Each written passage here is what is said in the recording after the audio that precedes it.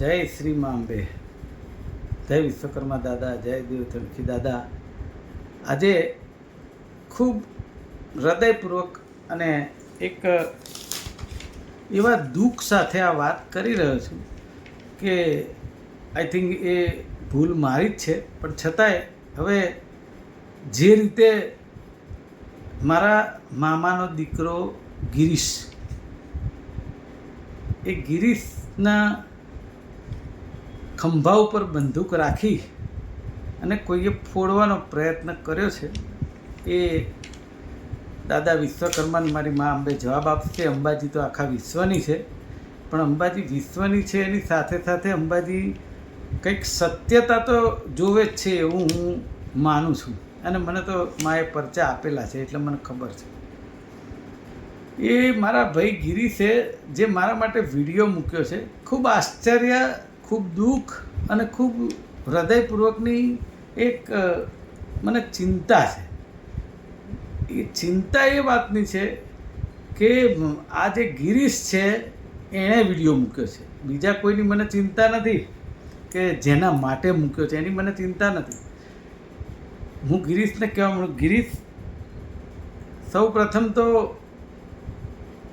હું છે ને વિમળાબેનનો પુત્ર છું, રમણીકલાલનો પુત્ર છું, અને અમે ખૂબ ગરીબાઈમાંથી આગળ આવેલા છીએ અને સ્વબળે આગળ આવ્યા છીએ. બરાબર? અમે કોઈ તૈયાર ગાદી ઉપર બેઠેલા માણસ નથી. પહેલી વાત, બધા સ્વબળે જ આગળ આવતા હોય. પણ મને એક વાતનું દુઃખ એ છે કે ગિરીશ, તું મારો નાનો ભાઈ છે, કદાચ 15 વર્ષ નાનો હોઈશ કે 12 વર્ષ, બહુ આઈડિયા નથી, પણ મને એટલી ખબર છે કે તને નખમાં કંઈ થાય ને તો મને ચિંતા થતી, હું દોડીને આવતો, અને મારે કંઈ પ્રોબ્લેમ હોય ને તને ફોન કર્યો ને તો તું દોડીને આવતો. એ આપણા સંબંધો હતા. હવે એ સંબંધોની આડમાં મેં કંઈક તે છેલ્લે એક શબ્દ વાપર્યો છે, મારા પરિવારથી દૂર રહો. એટલે મને એક વાતનો આજે એ પણ અફસોસ થાય છે કે હું તારા પરિવારથી નજીક હતો ને ત્યારે આ વિડીયો મૂકવા માટે તને કોઈએ મજબૂર કર્યો, અને તું એનો કયો લાભ તારે જોઈએ છે મને ખબર નથી, પણ તે કઈ રીતે વિડીયો કોના કહેવાથી શું મૂક્યો એ ખબર નથી મને. કારણ કે સમાજની જે તું બોલી રહ્યો છે એ વાતમાં કોઈ સચ્ચાઈ નથી, તને કંઈ ખબર નથી. એટલા માટે તને જે લખીને આપ્યું છે તું બોલ્યો છું, એ જોઈ જોઈને બોલે છે, એ ખ્યાલ આવે જ છે. પણ કહેવાનો મતલબ એવો છે કે જે દાસકાકાની વાત કરો છો ને ગિરીશભાઈ, એ દાસકાકા જોડે તને ઓળખાણ કરાવનાર કે આ ગિરીશ સિદ્ધપુરા એ મુકેશ પંચાલ છે. બાકી દાસકાકા છે ને હાથ પણ ના મિલાવે, એ આખો સમાજ જાણે છે. હું કોઈનો એજન્ટ બનવા નથી માગતો, હું કોઈનો એજન્ટ થઈને બોલ્યો નથી કોઈ દાડો, મને એ આદત નથી. કારણ એવી છે કે જે મારી પાસે સત્યતા છે, જેના માટે હું લડું છું, છેલ્લા 5 વર્ષથી લડું છું અને હજી એ લડવાનો છું.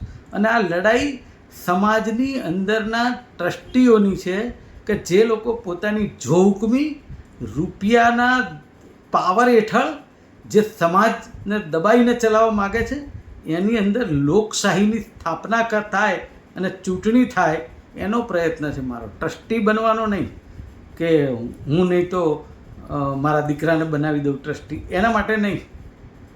એમની પાસે તો બહુ રૂપિયા છે, બધા રૂપિયાવાળાઓ છે. તે કહ્યું ને હમણાં કે એ તો ઉદ્યોગપતિઓ છે, બધા પોતાના બળે આવ્યા છે. તો ઉદ્યોગપતિઓ બધાને પોતાની જાતે જ થાય ને ભાઈ, કોઈ થોડું બનાવે, પોતાની જાતે જ થાય. એ તો અમને ખબર, પણ થઈ ગયા પછી ભૂતકાળ ભૂલી જતા હોય છે કે હું શું હતો, એ ભૂલી જતા હોય છે. પણ એ મા અંબે યાદ કરાવે. આપણે કંઈ એમાં પડવાની જરૂર નથી કોણે કાણે શું થાય. જે તમે દાસકાકાની વાત કરી રહ્યા છો ને ગિરીશભાઈ, એ તમારા વેવાઈ છે ને એવી વાત કરી તમે. મારી દાસકાકા સાથેની લડાઈ હતી જ નહીં, અને વેવાઈ છે ને મારી આંગળી ચીંધ્યાથી થયા છે. અને જાહેરમાં કહ્યું છે ખરું કે મેં દાસકાકાને ત્યાં 3 છોકરીઓ પરણાવી છે. એમના પરિવારમાં. એમાં એક તો ભૈલાલભાઈ ત્યાં છે, એ તો મને પૂરો વિશ્વાસ છે, પણ 2 દીકરીઓ, એક એચકેની ભત્રીજી અને એક ગિરીશભાઈની દીકરી, એનો નખ ઉખડે ને તો આ મુકેશ પંચાલ ઊભો રહેશે. ભલે એ અત્યારે જે ગિરીશને જે કરવું હોય તારે કર, કંઈ વાંધો નહીં, તારે જેના હાથા બનવું એને બન, એની હાથે મને કંઈ વાંધો નહીં. પણ એ દાસ કાકાએ છે ને, હું કહેવા નહોતો માગતો પણ મને મોઢામાં આંગળા નખાવ્યા છે ગિરીશ તે, કે મણિનગર ડોડિયાવાડીની જગ્યા કોઈ દાસ કાકાએ નથી લીધી, સમાજે લીધી છે. સૌથી મોટું દાન સોલિડવાળા હસમુખભાઈ ડોડિયાનું છે. એમના જીવનભાઈ ડોડિયા ભાઈ હજી જીવે છે, ભરતભાઈ ડોડિયા પણ છે, એમનો પરિવાર છે. અને એ લોકોએ મોટું દાન આપી અને આ વાડી ખરીદી. જે કંઈ ડોક્યુમેન્ટથી ખરીદી હોય એ વખતના જે કોઈ શાસકો હોય એમણે કર્યું હોય, એમને યોગ્ય લાગ્યું, એની સાથે કંઈ વાંધો નથી.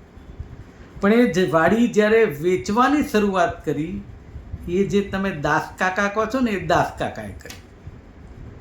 કેવી રીતે કરી? હમણાં તમે બોલ્યા એ સાચું બોલ્યા કે આપણા મોહન બાપા, બાબુ કાકા, આ 2 સજ્જન માણસો હતા. અને મોહન બાપા તો છે ને ચોખ્ખા ને ચોખ્ખું કહેનારા હતા. એ જો હોત ને તો આજે આ દશા જ ના હોત, તો દાસ કાકા આ કરી ના શકત. પણ અત્યારે નથી, એટલે પ્રભુ એમના આત્માને શાંતિ આપે. પણ દાસ કાકાએ એ મણિનગરની વાડીની જગ્યા, હજી કહું છું, કુલડીમાં ગોળ ભાંગીને વેચી છે. 5 થી 6 જણાની વચ્ચે કોઈ પણ જાતના સમાજને મીટિંગ કર્યા વગર, ઠરાવ કર્યા વગર, કોઈને પૂછ્યા વગર વેચી છે, વેચી દીધી. પછી એ જગ્યા એમાં કંઈ થાય એવું નહોતું, એવું કહેવું હતું. હવે એ જગ્યા વેચી દીધા પછી એ વાડીના પ્રમુખ એ જગ્યા ચોખ્ખી કરી નાખે છે, ઓરિજિનલ ખેડૂતોને લાવી, અને એ ઓરિજિનલ ખેડૂતો પાસેથી દસ્તાવેજ એના નામે કરે છે. અને દસ્તાવેજ પણ મંડળના ફિક્યુસરી કેપેસિટી હેઠળ કરે છે.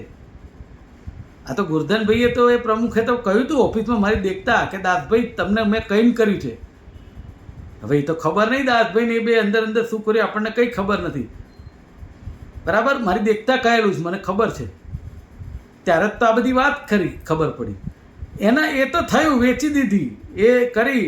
ટ્રસ્ટના એકાઉન્ટમાંથી પૈસા બિલ્ડરને ત્યાં, બિલ્ડરમાંથી એના ખાતામાંથી ટ્રસ્ટમાં આ બધી હેરાફેરી થઈ. એ ટ્રસ્ટ એક્ટમાં એવો કોઈ જોગવાઈ નથી. એ આગળ કેસ ચાલશે એટલે ખબર પડશે, એની કંઈ વાંધો નથી ગિરીશભાઈ. બીજી વાત એવી છે, વાડી પછી લેવાની વાત આવી તો હાથીજણ ખાતે વાડી લીધી આપણી 8000 વાર જગ્યાની. ત્યાં આ દાસ કાકા છે ને, એ હસમુખભાઈ સોલંકી, કાંતિભાઈ, આ બધા ભેગા થઈ, મોહન બાપા અને બાબુ કાકા તો છે ને, દાસ કાકા જે કહે ને એમાં બિચારા હાથે જ ઊંચો કરતા હતા કે આ બરાબર છે, વિશ્વાસનો ભાગ. એમણે 30000 વાર જગ્યા લીધી અને 8000 રૂપિયાના ભાવે લીધી. એ જે બહાર કીધું છે ને, એ તકલીફ પડી છે મોટી. એ વખતે ત્યાં હાથીજણ પાસે ભાવ 4000 થી 4500 રૂપિયાનો જ હતો.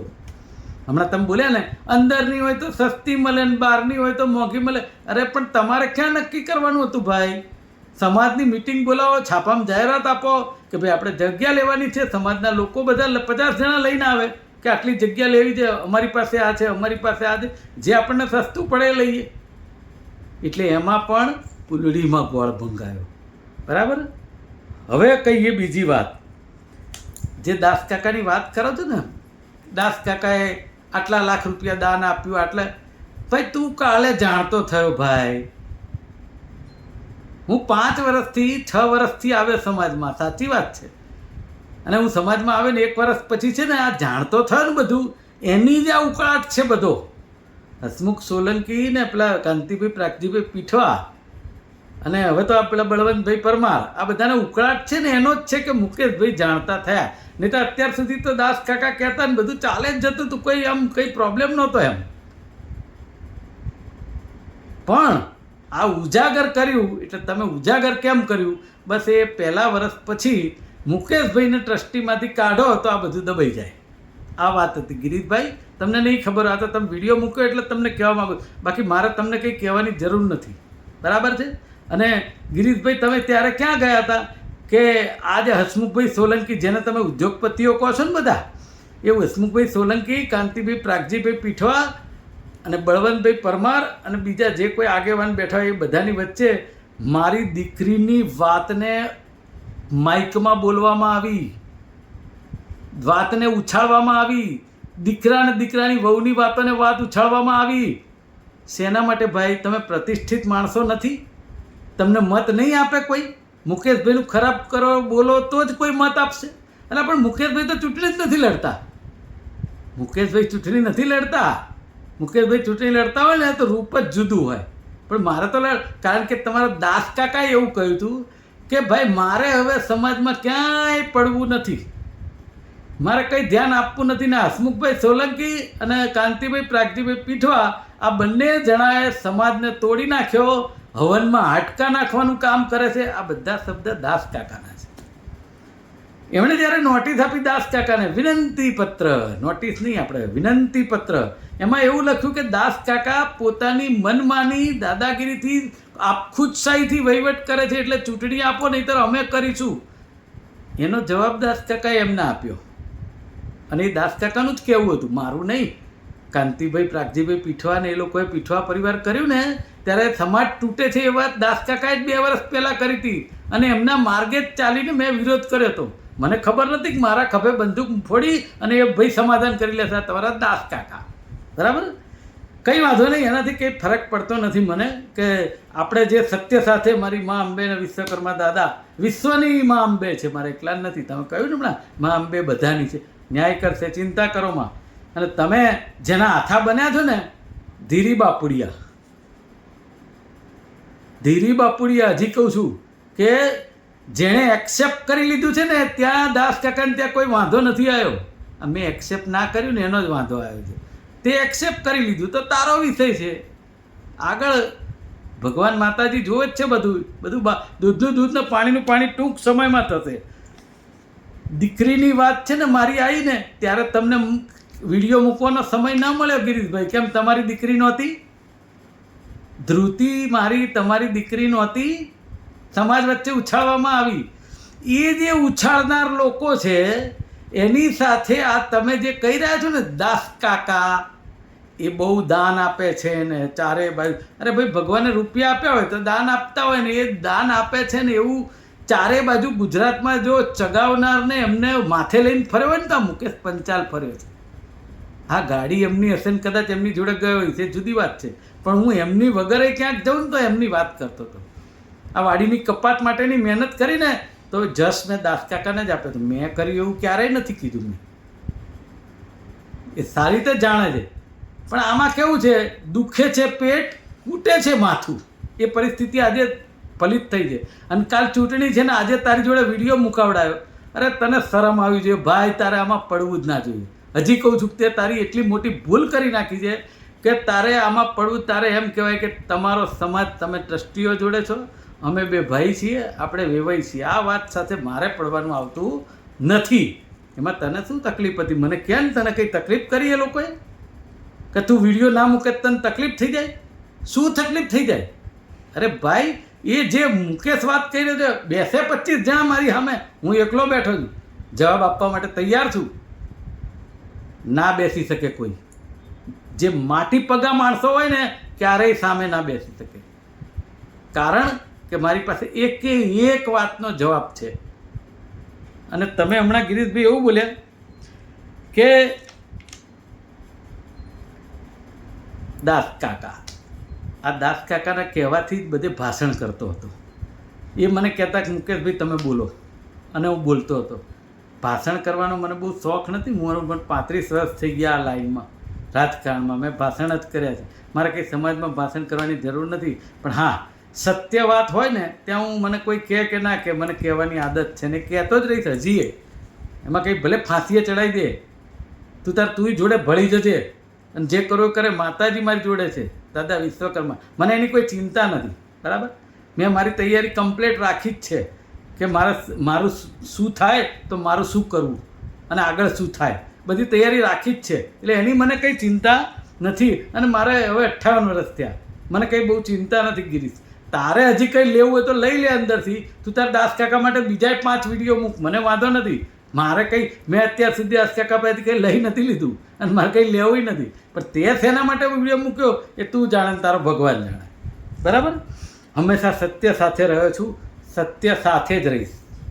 તને તો કહેવા માગું છું, આજીવન સભ્યોને કહેતો આવ્યો છું કે સત્યની સાથે છું, સત્યની સાથે જ રહીશ અને સત્યની સાથે રહેતો આવીશ. એ જે બી હોય એ કહેતો જ રહીશ. તમને વાત એટલી બધી ખબર પડી ગઈ, ગંદી રાજનીતિ કરો છો. ઓહો હો હો હો, હવે ખબર પડી? આ 1.5 વર્ષમાં જ? આટલા વર્ષો ખબર નથી પડી ગંદી રાજનીતિ મુકેશભાઈ કરે છે? ત્યારે ખ્યાલ ના આવ્યો? એટલે ભાઈ, હું ગંદી રાજનીતિ, મારા રાજનીતિમાં જે હોય તે, રાહુલ ગાંધી ઈવીએમનું શું બોલે છે એનાથી તારા શું મતલબ છે ભાઈ? તને એનો જે જવાબ ત્યાં બોલ નથી, તારા જાહેરમાં તને જે જવાબ આપનારા આપશે. આપણું લેવલ ના હોય એની વાત શું કરવા કરીએ? આપણા લેવલ પ્રમાણે જ વાત કરીએ. અમે ધારો કે રાજકારણમાં છીએ ને તો લોકલાડીલા પ્રધાનમંત્રી કહીએ છીએ કે ભાઈ એમની ખુરશી, એના લેવલમાં આપણી વાત જ ના થાય આપણાથી. એટલે આપણા લેવલ બહાર ના જવું જોઈએ. બીજી વાત એવું છે, મારે સમાજને ન્યાય અપાવવો છે.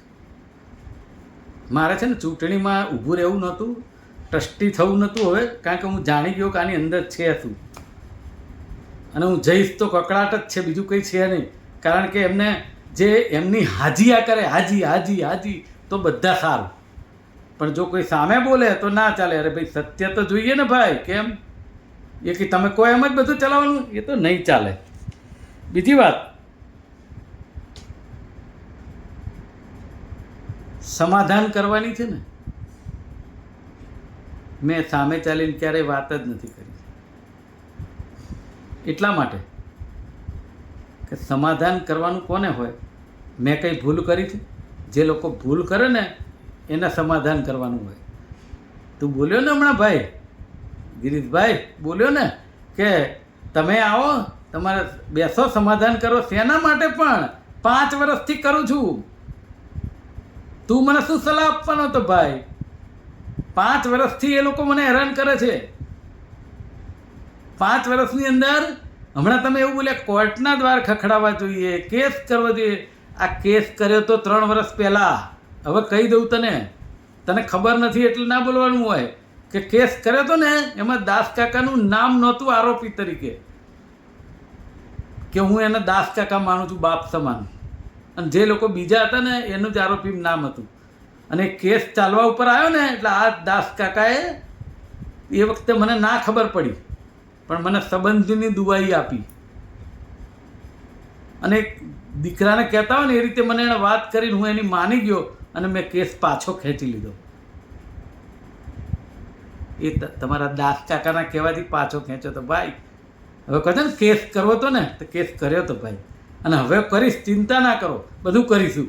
જેટલી અમારી શક્તિ, જેટલી અમારી પાસે નાના માણસ છીએ, સામાન્ય માણસ છીએ, જેટલું કરી શકતું એટલું બધું જ કરીશું. મેં કીધું ને છેલ્લા શ્વાસ સુધી લડીશ. શ્વાસ પૂરા થઈ જાય પછી કંઈ થતું નથી, પણ છેલ્લો શ્વાસ ચાલે છે ને ત્યાં સુધી લડીશ. બરાબર? શ્વાસ પૂરો કરવા માટે તમારાથી કંઈ થતું હોય તો કરવા માંડજો. કારણ કે જે આવી રીતે વિડીયો મૂકી શકતા હોય કોઈ નાખી દે, ઘણું બધું કરી શકે, એનો કંઈ વાંધો નથી.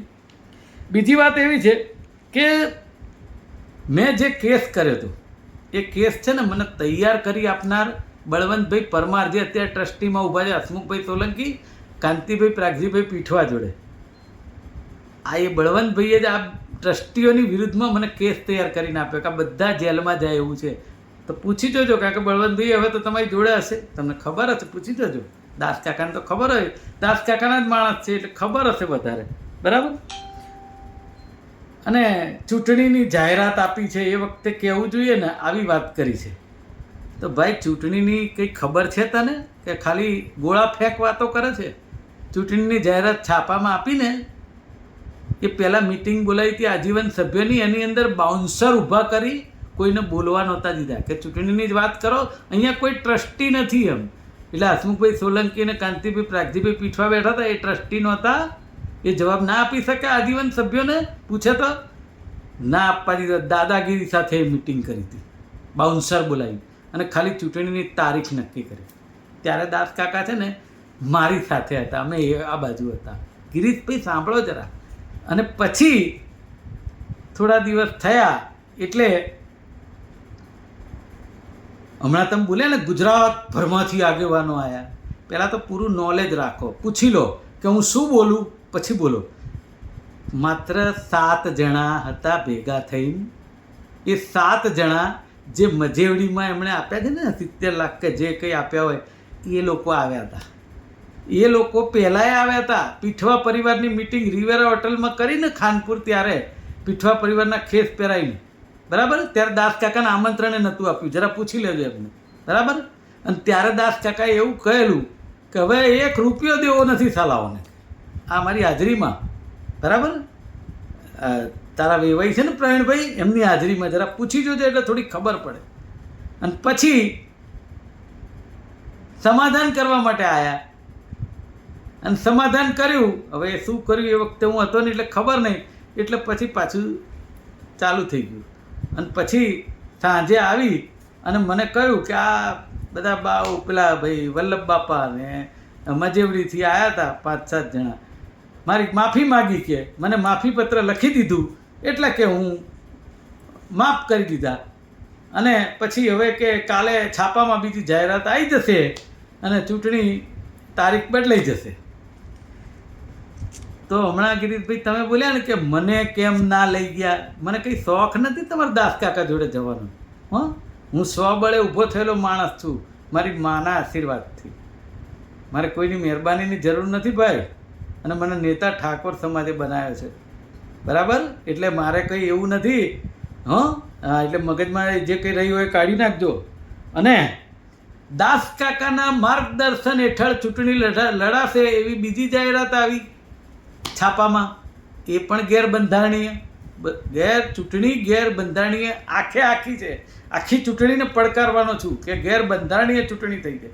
તમે જો બીજી વાર જાહેરાત આપી શકતા હોય કે હવે દાસ કાકાના માર્ગદર્શન હેઠળ ચૂંટણી લડાશે અને ચૂંટણી હવે આ તારીખની બદલે આ તારીખ છે, તો તમે આજીવન સભ્યોની જે મિટિંગ હતી એ દાસ કાકાના વડપણ હેઠળ કેમ આજીવન સભ્યોની બીજી વાર મિટિંગ ન બોલાવી? કારણ શું? કારણ કે એ મિટિંગમાં મારા જેવો કોઈ હતો નહીં, બાઉન્સર ગોઠવ્યા હતા. હવે દાસ કાકાના વડપણ હેઠળ હતી તો મિટિંગ બોલાવી જોઈએ ને. મિટિંગ એટલે શું ખબર છે ગિરીશભાઈ? નહીં ખબર હોય. એ મિટિંગમાં પાછલા 6 વર્ષમાં તમે શું વહીવટ કર્યો ટ્રસ્ટીઓએ, એના જવાબ જો આજીવન સભ્યો માગે તો એને આપવા પડે. અને આપ્યા પછી એના ઉપર સમાજ નક્કી કરે કે હવે ચૂંટણી કરીએ, અને પછી એ જવાબો આપ્યા હોય ને એના ઉપરથી ખબર પડે કે આ ટ્રસ્ટીઓને ફરી ચૂંટાય કે ન ચૂંટાય. અને જો એ લેખાજોખા થયા હોત ને, આમાંના એકેય ટ્રસ્ટી, જે હસમુખભાઈ સોલંકી, કાંતિભાઈ પ્રાગજીભાઈ પીઠવા કે દાસ કાકા તો ઊભા જ રહેવાના નહોતા. એમણે કહ્યું તમારે નહીં ઊભું રહેવાનું, હું નથી ઊભું રહેવાનું. મેં કીધું એગ્રી. તો આજે પણ હું નથી ઊભો રહ્યો અને એમણે એ નથી ઊભા રહ્યા, બરાબર છે. પણ એમણે એટલું કર્યું કે એમના દીકરાને મૂકી દીધો ધીરે રહી, બરાબર. પ્રવીણભાઈ એમના દીકરાએ ના પાડતા હતા કે આમાં પડાયા જ નહીં, એ કહેતા હતા મને, બરાબર. પણ એ હવે એમનો વિષય છે, એમને જે સારું લાગ્યું તે કર્યું. એમાં કંઈ આપણો વિષય નથી. સમાજ સેવા બધા કરી શકે અને કરવી જોઈએ.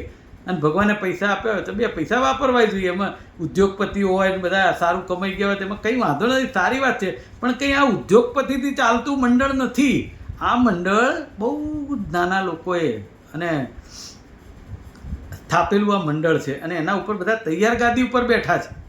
હા, મોહન બાપા હતા ને એક કન્યા છાત્રાલય એની એક વડપણ હેઠળ થઈ ગયું કે એના જેવો સાચો માણસ ખરેખર મેં જોયો નથી. કે એ સિંહ રાથી હતા મોહન બાપા, કે એક સાચા ને સાચું કહી દેતા મોઢે, બરાબર. એટલે એ પરિસ્થિતિની અંદર આ જે બીજા ટ્રસ્ટી હતા ને મનસુખભાઈ મિત્તલવાળા અને કાંતિભાઈ સૌરાષ્ટ્રવાળા, કેમ એ લોકો જોડે શું વાંધો હતો તો એમના નામ ના મૂક્યા? એ લોકો તો બિચારા, એ લોકોએ દાન તો આપતા જ હતા ને બિચારા. કાંતિભાઈ સૌરાષ્ટ્રવાળા, એમને જે થાય એમને, મિત્તલવાળા તિજોરી આપે છે, બધું ઘણું દાન આપે. કેમ એ લોકો યાદ ના આવ્યા? ના, તમે સમજો, બહુ અગત્યની વાત છે. અને વાત આપણે એમને કંઈ સ્વાર્થ નથી ને નિસ્વાર્થ દાન કરે છે, તો પણ એ તો કરે છે તો એમાં ભગવાને આપ્યું તો કરવું જોઈએ. અને કરે છે એ કહેનારો હું જ છું ભાઈ. તું તો આજે કહેવા બેઠો, મને તો હું જ્યાં જઉં ત્યાં કહું છું. પણ આપણે 1-1.5 વર્ષથી પિક્ચરમાં આવ્યા અને આપણે તરત જ આમ રોલ ચાલુ થઈ જાય, આવો રોલ સારો ન લાગે. આ બે ભાઈઓની વચ્ચે દરાર પાડવાનું કામ કર્યું છે. દાસ કાકાએ ખૂબ સારી સોગઠી મારી છે ચૂંટણીના આગલે દાડે. આ સોગઠી તમારી તમને પડશે ને ગિરીશ, તને કહી દઉં એક વાત, 9 મત ફરજિયાત આપવાના આવી ફરજ પાડી છે. એને જ અમે પડકારવાના છે ચૂંટણીમાં. પણ છતાંય એ 9 મતનો કાયદો માથે ચડાવી અને તું બોલ્યો ને તમને બીજા 9 ઉમેદવાર ના મળ્યા. અરે ભાઈ, ચૂંટણી મારે લડવાની જ નહોતી.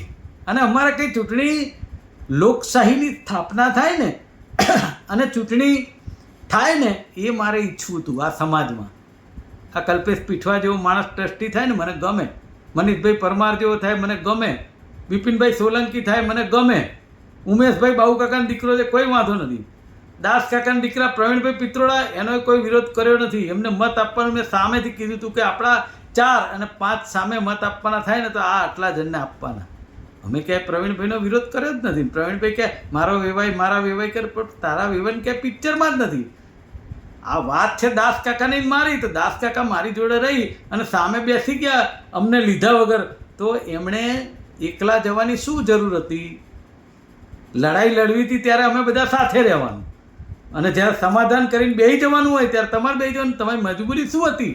મેં 10 વિડીયોમાં કહ્યું છે કે તમારી એવી શું મજબૂરી હતી કે તમારે ભાઈ પેલા મનસુખભાઈ હતા, પેલા વાડજમાંથી ઘણા હતા, હું હતો, બધા સાથે હતા કે ભાઈ તમારે સમાધાન કરવું હોય તમે આપણે બધા સાથે બેસીએ. કેમ સમાજના મોભી છે તો એટલું ના કહી શક્યા કે બધા સાથે બેસીએ? વિચાર તો કરો લોકોની માનસિકતા કેવી છે. ના, આ તો એ સમાધાન કરી આવ્યા એટલે અમારે એમની આંગળી પુરાઈ દેવાની, એવું ના હોય ભાઈ. એ થયું હોય, જેણે કર્યું હોય ભલે કરી. અને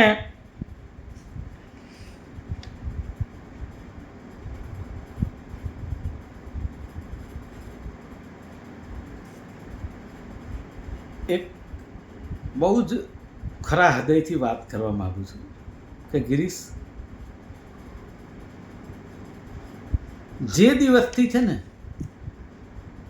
દાસ કાકાનું ઘર બતાવ્યું ને તે દિવસથી તારો એટીટ્યૂડ બદલાઈ ગયો છે. મને એમ ખબર નથી પડતી કે તે મને એવું કહ્યું કે અમારા પરિવારથી દૂર રહેજો. મને આજે એ વસ્તુનો આમ અંદરથી દુઃખ થાય છે કે સાલું તારા પરિવારની સાથે હતો ને ત્યારે જ તું એ દાસ કાકા માટે આજે વિડીયો મૂકી શક્યો છે. જો તારા પરિવારની સાથે ના હોત ને, મેં મારા ભાઈ બહેન છે ને એ લોકો કરતાં તને વધારે માન્યો હતો. ખરેખર મને આમ અફસોસ થઈ ગયો કે આ ગિરીશ વિડીયો મૂકે ને તેના માટે શું તારે મેળવી લેવું છે? કે મને શું મેળવી લેવું છે? કઈ તકલીફ પડી ગઈ તને? અમે પ્રવીણભાઈ પિત્રોડાનો કોઈ વિરોધ કર્યો જ નથી. અમારા કોઈ ઉમેદવારોની મતદારો એક માણસ એવો બતાવી દે કે મેં એમ કીધું કે પ્રવીણભાઈ મત ના આપતા. ટ્રસ્ટી બને એવા તો બીજા હતા. આ આદેશ્વર મોલ્ડવાળા છે જયસુખભાઈ, એમને પણ બનાવી શકાતા. સાચા માણસો કહી શકે એવા નહીં. આ એચકે હતા, એચકેને એક બાજુ મૂકી દીધો. દાસ કાકા સામે જ બેઠા હતા, કશું ના બોલ્યા. કેમ એચકે ટ્રસ્ટી ના થઈ શકત? પણ ના, બધાએ પોતપોતાની ભાગ બટાઈમાંથી જ ઊંચા ના આવ્યા. અરે આ તમે સમાજ ચલાવવા બેઠા છો. અરે નવા માણસોને આવવા દો ને, તમને શું તકલીફ છે? નહીં કંઈ કાઢી નાખે આગળનું તમારું. તકલીફ શું છે? નવા માણસો આવે તો વાંધો શું?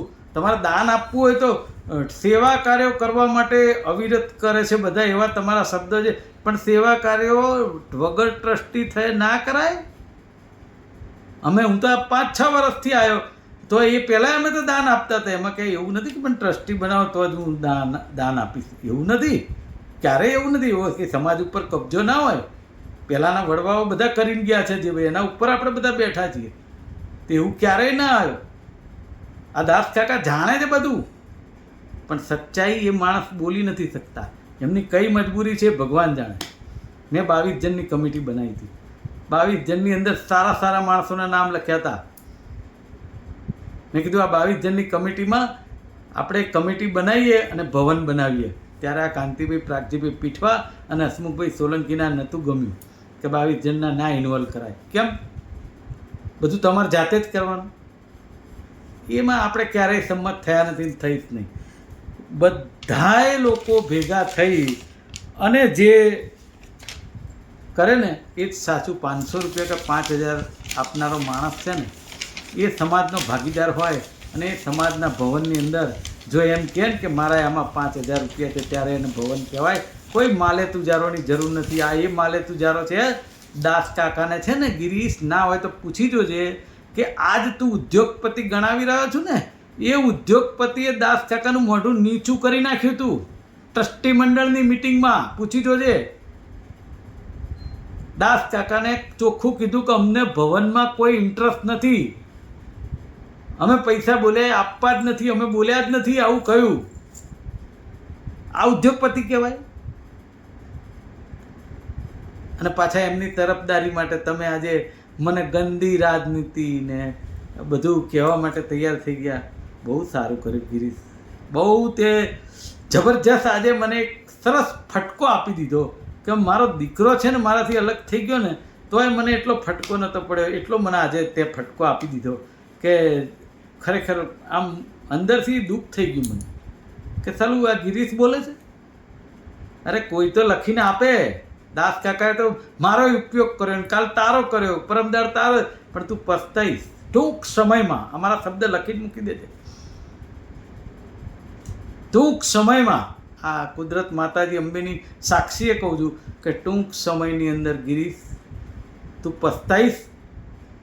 અને તું તો મને કહેવા હવે નહીં આવે, કારણ કે તારી જોડે ઉદ્યોગપતિઓ અને મોટા મોટા માણસો જે રૂપિયાવાળા, એટલે મારા જેવો સામાન્ય માણસ તો તારા કામ હવે લાગી શકે કે નહીં ખબર નહીં, પણ મને ખબર પડશે ને તો હું વગર કીધે આવીને ઊભો રહીશ. એ આ મુકેશ પંચાલ છે. અને હું મુકેશ પંચાલ કરું કે વિશ્વકર્મા કરું, મારે કંઈ કોઈ મેળવી લેવા માટે વિશ્વકર્મા કરું, હું કંઈ કોઈ છુપાવવા માટે વિશ્વકર્મા નથી થયો. તને આટલી બધી શું મારા ઉપર ભાઈ દાદ છે? કોના કહેવાથી કે તું મને એટલું બધું કે તમારે પંચાલ જ રહો ને વિશ્વકર્મા ના થાવ? મેં તને ક્યારેય કહેવા આવ્યો કે તું સીટ પૂરા ના કર ને આ ના કર ને ફલાણું? મેં તને કંઈ શિખામણ આપી કોઈ દાડો? તારે મને શું શિખામણ આપવાની જરૂર છે? કોના કીધે તું એટલી બધી શિખામણ આપે? રાજનીતિ ગંદી કોણ કરે છે? તું કરે છે કે હું કરું છું? કોના માટે કરે છે? શેના માટે કરે છે તું? તારી પાસે કંઈ એવો જવાબ છે? તું કંઈ જાણતો જ નથી. તે જે વાત કરી ને વાડીની ને જગ્યાની ને કિંમત ને, અરે ભાઈ તને કંઈ ખબર જ નથી. શાંતિ રાખ. આટલું મોટું થઈ જશે. લડાઈ તો લડવાનો છું એ દાડે, પણ મારી માં અંબે કરશે બધું. જો કેસ ના પાછો ખેંચાયો હોત ને તો રૂપ જ અલગ હોત. પણ આ દાસ કાકાએ કીધું કેસ પાછો ખેંચી લો. અને મને શી ખબર, હું તો એક બાપ તરીકે માનતો હતો અને મેં દીકરા તરીકે એમણે કીધું ને મેં કેસ પાછો ખેંચી લીધો. એના ઠરાવો કર્યા છે, પણ ઠરાવ કર્યા પછી આ ફરી ગયા જ આ લોકો. આ એ લોકો છે બધા. પણ છતાંય તને વિશ્વાસ વધારે કદાચ મારા કરતાં એ લોકોમાં છે. કંઈ વાંધો નહીં, ભગવાન માતાજી બધાને સુખી રાખે. પણ જીવનની અંદર ક્યારેય છે ને પાસ્ટ ભૂલવો ના જોઈએ. ભૂતકાળ જે માણસ ભૂલ્યો છે ને એ બધા માણસ વર્તમાનમાં ના પસ્તાય, ભવિષ્યમાં પસ્તાય છે. આટલું યાદ રાખજો. જય વિશ્વકર્મા, જય મારી મા અંબે. બધાને સદબુદ્ધિ આપે. હું કોઈ ગંદી રાજનીતિ કરતો નથી. ગંદી રાજનીતિ કરતો હોઈશ ને તો મારી મા અંબે મારી સવાર ના પડવા દે. પણ નહીંતર જે ગંદી રાજનીતિ કરે છે મારી સામે અને જે રીતે ઉપયોગ કરી રહ્યા છે મારા દીકરા દીકરીઓનો, અને એ વખતે કોઈને કોઈ યાદ ના આવ્યું અને હવે અત્યારે વિડીયો મૂકવા બેસી ગયા છે મારી મા અંબે. બસ મારે બીજું કંઈ કહેવું નથી. જય વિશ્વકર્મા.